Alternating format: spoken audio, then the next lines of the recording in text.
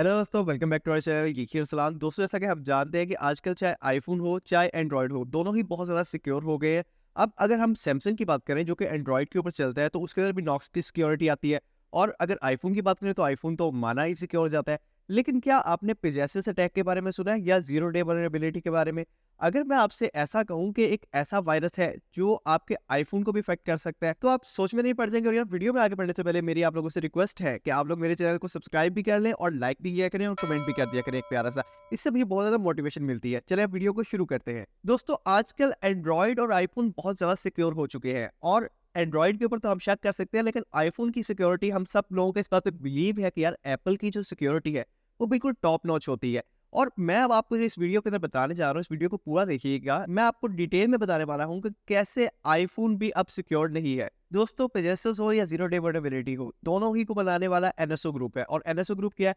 NSO group दोस्तों Israeli एक take firm है जो कि वहाँ की इजराइल की गवर्नमेंट के लिए काम करती है। और उनको वो एक स्पाईवेयर बना के देती है। देखिए दोस्तों, कोई भी कंट्री हो वो ये चाहती है गवर्नमेंट के वहाँ के लोगों के ऊपर वो इस हद तक नजर रख सके ताकि उनको पता चल सके वक्त से पहले ही, अगर कोई बुरा इंसान, कोई बुरा चीज, इंटेंशन जो उसकी अगर कोई बुरी है, कुछ बुरा करने का प्लान कर रहा है, तो वक्त रहते उसको रोक सके। इसलिए स्पाईवेयर और मॉलवेयर को बनाया गया था। अब ये काम कैसे करता है? तो देखिए दोस्तों, हमारा कोई भी ऑपरेटिंग सिस्टम हो, चाहे वो एंड्रॉइड का हो या आईफोन का हो, उसमें कुछ सिक्योरिटी लूप होल्स रह जाते हैं जिनका फायदा उठा के हैकर्स जो है उस सिस्टम के अंदर घुस जाते हैं और वहां से वो सारा के सारा डेटा चुरा लेते हैं। एक बहुत ही इंटरेस्टिंग बात बताता हूँ मैं आपको दोस्तों। देखिए दोस्तों, जितनी भी बड़ी कंपनीज हैं, माइक्रोसॉफ्ट हो, एप्पल हो या जो भी ऐसी बड़ी कंपनी ऑपरेट करती है, वो अपने लिए एथिकल हैकर्स को हायर करती है। या कई दफा तो कुछ ऐसे एथिकल हैकर्स होते हैं जो कि टेस्ट करते हैं उनके सॉफ्टवेयर को, और उसमें जो लूप होल्स या बग मिलते हैं वो कंपनी को रिपोर्ट करते हैं। फॉर एग्जांपल, एक माइक्रोसॉफ्ट ने एक सॉफ्टवेयर बनाया या एप्पल ने एक सॉफ्टवेयर बनाया, उसमें कुछ सिक्योरिटी जो थे लूप होल्स थे। अब एक एथिकल हैकर ने उन्हें रिपोर्ट किया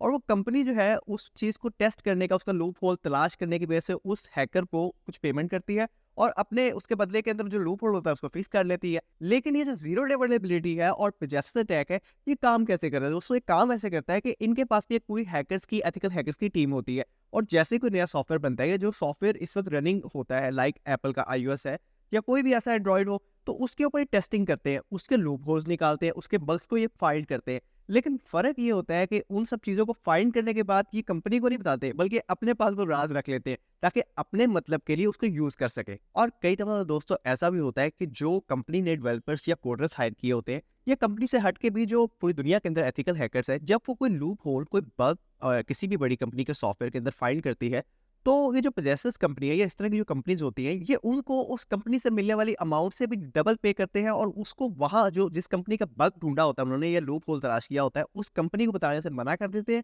और डबल पेमेंट करके वो जो बग होता है, लूप होल होता है, उसका एक्सेस अपने पास ले लेते हैं। और कई दफा तो ऐसा होता है दोस्तों कि जो बड़ी कंपनीज ने डेवलपर्स या कोडर्स या एथिकल हैकर्स हायर किए होते हैं, या जो बाहर भी दुनिया के अंदर एथिकल हैकर्स होते हैं, टेस्टिंग करते हैं एक सॉफ्टवेयर की, उसके बग्स को तलाश करते हैं, उसके लूप होल्स को तलाश करते हैं। जब वो लूप होल्स को तलाश कर लेते हैं, तो इस तरह की बड़ी फर्म्स जो है, वो उनको, उन हैकर्स को उस जो अमाउंट मिलनी होती है ना उस कंपनी से, लाइक अब एक कंपनी का उन्होंने एक लूप होल फाइंड किया, अब वो कंपनी उनको पे करती है, तो वो उन्हें कहती है कि यार आप लोग उस कंपनी को ना बताओ, जितनी आपको वहां से पेमेंट मिल रही है, जितने भी डॉलर्स, वो मैं आपको उससे डबल देता हूँ और आप जो लूप होल है वो मुझे दे दो। इससे होता दोस्तों कुछ यूं है कि जब एक कंपनी जिसका वो सॉफ्टवेयर है, जिसका वो ऑपरेटिंग सिस्टम है, उसको पता ही नहीं चलेगा उस लूप होल का, उस सिक्योरिटी बग का, तो वो कंपनी इसको फिक्स कैसे करेगी? लाइक अगर एक सिक्योरिटी लूप होल का एक कंपनी को पता चलता है, तो अगले ही मंथ या नेक्स्ट वीक के अंदर उसकी सिक्योरिटी अपडेट, सिक्योरिटी पैच हमें मिल जाता है, जिस तरह हमें सिक्योरिटी अपडेट्स आती है। लेकिन अगर एक कंपनी को पता ही नहीं होगा कि यार उनके सॉफ्टवेयर में एक कमी है, तो उसको फिक्स कैसे करेगी? और क्योंकि ये सारी जो कमी है वो पता होती है पेगासस यानी कि एनएसओ फर्म को, तो वो इसको अपने पर्पस के लिए यूज कर लेती है। और इसीलिए इस अटैक को जीरो डे वल्नरेबिलिटी कहते हैं कि कंपनी तैयार ही नहीं होती, उसको पता ही नहीं होता, इवन जो सॉफ्टवेयर बनाने वाले हैं उनको नहीं पता यार उनके सॉफ्टवेयर में क्या कमी है, और उसी को बेस बना के उनके सॉफ्टवेयर के ऊपर अटैक हो जाता है। अब दोस्तों, ये जो पेगासस या जीरो डे वल्नरेबिलिटी है ना, इसमें और दूसरे मालवेयर में फर्क क्या है? देखिए दोस्तों, दूसरे कोई भी स्पाईवेयर या मालवेयर, उनको आपके फोन की ना एक्सेस चाहिए होती है। फॉर एग्जांपल, वो डाटा केबल आप लगाएं तो आपका एक्सेस किसी हैकर के पास चला जाए, या दूसरे नंबर के ऊपर आपने कोई एपीके डाउनलोड किया, तब आपका एक्सेस जा सकता है एक हैकर के पास। या ऐसा भी हो सकता है कि आपको कोई ऐसी फाइल मेल में रिसीव हुई हो और व्हाट्सएप के ऊपर रिसीव हुई हो, जिसको आप ओपन करेंगे तब जाके आपका एक्सेस एक हैकर के पास जाता है। लेकिन मजे की बात यह है दोस्तों कि ये जो जीरो डे वल्नरेबिलिटी है या ये पेगासस अटैक है, इसको किसी भी चीज का एक्सेस लेने की, इन सारी चीजों की जरूरत नहीं पड़ती है। और ये अटैक कैसे करता है दोस्तों? तो सिंपली एक आई मैसेज के थ्रू या एक व्हाट्सएप मैसेज के थ्रू या एक व्हाट्सएप की मिस कॉल के थ्रू भी आपके फोन का एक्सेस ले लेता है। और ना सिर्फ एक्सेस लेता है बल्कि कंप्लीट एक्सेस ले लेता है। लाइक आपकी फोटोज हो, वीडियोस हो, आपके कॉन्टैक्ट्स हो, आपकी लोकेशन हो, आपका माइक्रोफोन का एक्सेस हो, आपके कैमरा का एक्सेस हो, ईच एंड एवरी एक्सेस ले लेता है। इवन आपकी बैंकिंग एप्लीकेशंस का एक्सेस भी ले लेता है। सोचिए दोस्तों कि एक ऐसा स्पाईवेयर, एक ऐसा वायरस जो कि आपके फ़ोन के अंदर आ गया है और उसको किसी परमिशन की ज़रूरत भी नहीं है, और आपका माइक्रोफ़ोन का एक्सेस भी उसके पास है और कैमरा का एक्सेस भी है। अब जब माइक्रोफ़ोन का एक्सेस उसके पास है, तो आपको पता भी नहीं होगा कि कब आपका फ़ोन आपको रिकॉर्ड कर रहा है, कब वो वहाँ पे इन्फॉर्मेशन सेंड कर रहा है, या आपका मोबाइल कब उसका कैमरा ऑन हो रहा है और वो पूरी की पूरी वीडियोज़ या तस्वीरें जो है वो उस फ़र्म को भेज रहा है। और कुछ अर्सा पहले व्हाट्सएप ने सू भी किया था एनएसओ को कि ये डाटा ब्रीचिंग के अंदर इनका हाथ है। और ये एनएसओ जो है, ये जो सॉफ्टवेयर है या ये जो मॉलवेयर है, स्पाईवेयर है, ये इतना कोई चीप प्राइस में नहीं है, बहुत ज़्यादा कॉस्टली होता है, ये गवर्नमेंट्स ही अफोर्ड कर सकती हैं। और जो भी गवर्नमेंट्स होती हैं, अपने जो वहाँ के रहने वाले होते हैं, उनको स्पाई तो करना ही चाहती है। दोस्तों, आपका सवाल होगा कि हमारे फ़ोन में स्पाईवेयर तो आ गया, लेकिन हमें पता कैसे चलेगा कि हमारे फ़ोन में स्पाईवेयर है, ताकि हम उसको डिलीट कर सकें या एटलीस्ट अपने फ़ोन को फैक्ट्री रीसेट कर सकें? तो देखिए दोस्तों, मैं आपको बताता चलूँ कि इसको चेक करने का आज तक कोई भी तरीका नहीं है।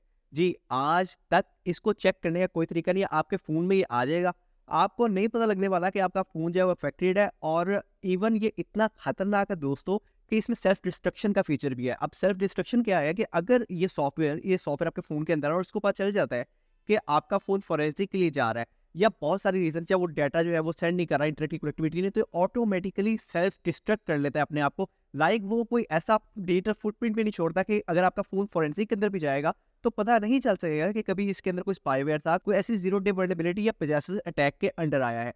तो फोरेंसिक के अंदर भी आप इस चीज़ को सॉर्ट आउट नहीं कर सकते हैं। और अब आप पूछ रहे होंगे कि यार इससे अब हम बच कैसे सकते हैं? तो हाल यही है दोस्तों, या तो आप ये स्मार्टफ़ोन जो है ये यूज़ करने छोड़ दें, वो जो नोकिया के बटन वाले कीपैड वाले मोबाइल आते थे वो यूज़ करना शुरू कर दें। दूसरे नंबर के ऊपर दोस्तों, हम सब जानते हैं कि व्हाट्सएप हमें एन्क्रिप्शन देता है, एंड टू एंड की एन्क्रिप्शन। लेकिन पेगासस अटैक के अंदर एन्क्रिप्शन काम नहीं आएगी, क्योंकि एन्क्रिप्शन तो ये है ना कि यार मेरा फ़ोन है, मैंने किसी बंदे को कॉल की है, तो उन 2 फ़ोन्स के दरमियान जो है कम्युनिकेशन या मैसेजेस वो एन्क्रिप्ट होते हैं। लेकिन दोस्तों, आप ये सोचें कि अगर एक फ़ोन ही किसी बंदे के हाथ में चला जाए, जब फ़ोन ही किसी बंदे के हाथ में चला जाएगा तो वहाँ पे एन्क्रिप्शन क्या करेगी? और दोस्तों, मज़े की बात ये है कि कर्नेल बेस्ड अटैक करता है। लाइक इसमें चाहे व्हाट्सएप की एन्क्रिप्शन हो, चाहे किसी भी किस्म की सिक्योरिटी हो, मैं आपको ये कह सकता हूँ कि चाहे एप्पल सिक्योरिटी प्रोवाइड कर दे या कुछ भी, इसका अभी तक कोई हल नहीं आया दोस्तों। और परेशान होने की बात नहीं है दोस्तों, ये मेरे जैसे या आप जैसे लोगों को अटैक नहीं करता। शायद आप इस तरह के हो, इस लेवल पे हो कि आपको अटैक करना उनके लिए कुछ सूटेबल हो। लेकिन एटलीस्ट मैं ये कह सकता हूँ कि मेरे जैसे बंदे को अटैक करके उनको मिलेगा क्या? उनको इतना एक कॉस्टली सॉफ्टवेयर या स्पाईवेयर मेरे जैसे बंदे के फ़ोन में इंस्टॉल करके कुछ भी नहीं मिलेगा।